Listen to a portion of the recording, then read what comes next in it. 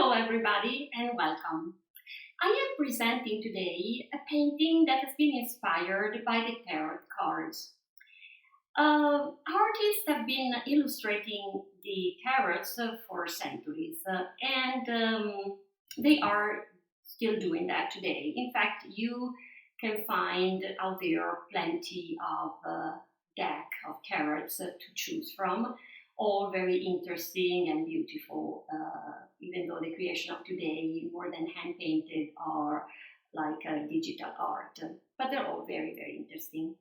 The deck that I'm using is called the Rider-Waite and has this nice, beautiful back with the blue sky and the stars. And this is the book I am referring to, like a compendium to the cards, and it's written by Avia Venefica, and it's the one I'm referring also for some informations. So the tarots date back to the 15th century, and the first deck seems to be having been created in northern Italy, or at least that is the deck, the earliest surviving deck that is still existing. And it is called the Visconti Sforza, and it's still very popular and many people use it. Visconti Sforza is the name of the family, powerful family of the time, 15th century. It's actually the combination of two family names, Visconti and Sforza. So the deck was commissioned directly to the artist, to be painted by the artist. We have to remember that back then books and deck of cards were all handmade. Books were handwritten and the cards were hand-painted illustrations, because the printing press will come into play only in 1440 or just a little bit later, and of course it would take a while before it would become a widespread use of it. So when we talk about a deck of cards that they were using, we're talking about the original artworks hand-painted by the artist, which is very cool. Anyway, the tarots bring influences from different cultures and places, but they carry mostly Christian themes. So if you look at them carefully, you can find there are angels, there are the virtues, there's the devil, there is a pope, there's even a high priestess or female pope. They also bring influences from Egypt and Judaism and alchemy and astrology, of course, the sciences of the time.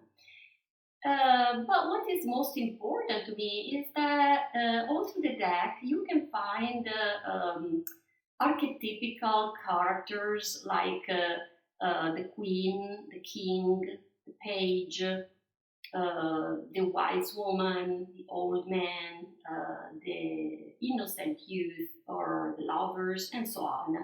So these are universal archetypes that are intuitively understandable and relatable by all human beings, and that is why probably the tarots are so powerful and popular. Well, anyway, I hear this book. I wanted to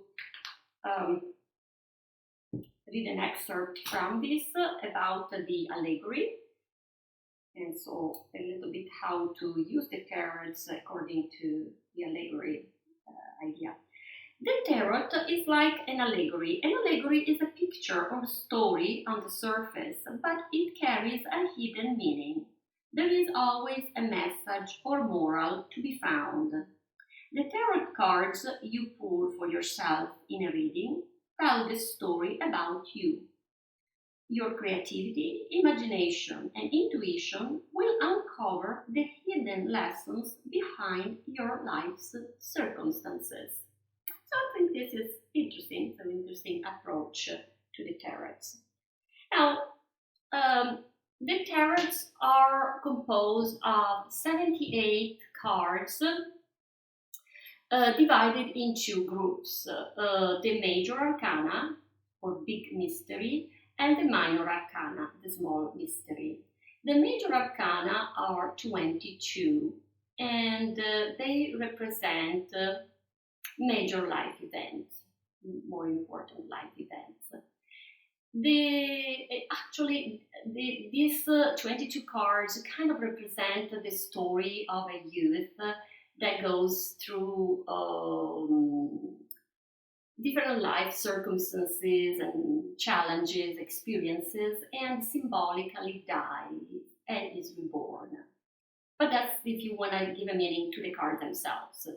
And starting from the number 0 to the 21. The minor arcana, or small mystery,